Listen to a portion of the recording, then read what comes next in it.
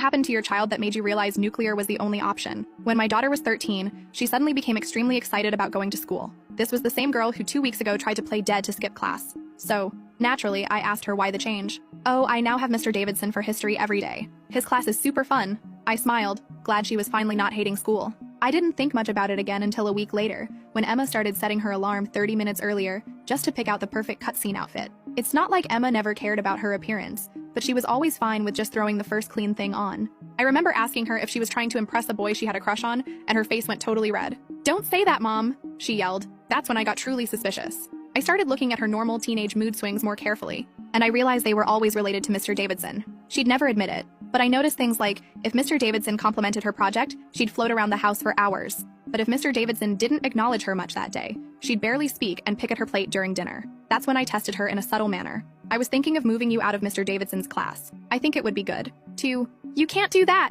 she yelled before I could even get my words out. I stared at her blankly. "But why not?" I asked. Silence. Deafening silence. She didn't say a word, just stood up and beelined straight for her room, pulling up her phone to text someone before she even reached the stairs. This was Emma, my girl who just 2 months ago didn't care about a single school-related thing. She was always extremely open about everything too. So this was a huge problem. That night, I crept into her room and searched through her phone. I know this was a huge violation of privacy, but I truly felt like I had no choice.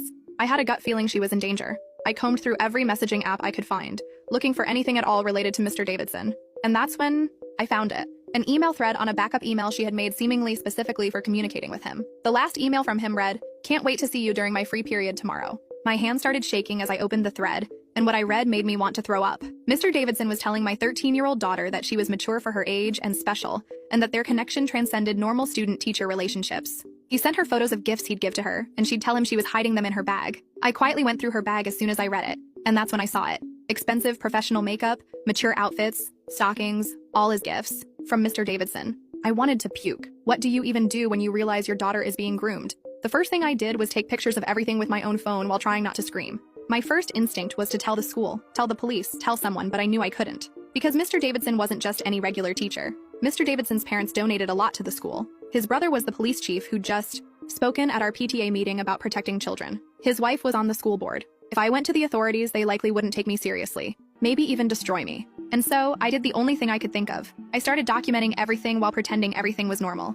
I began volunteering at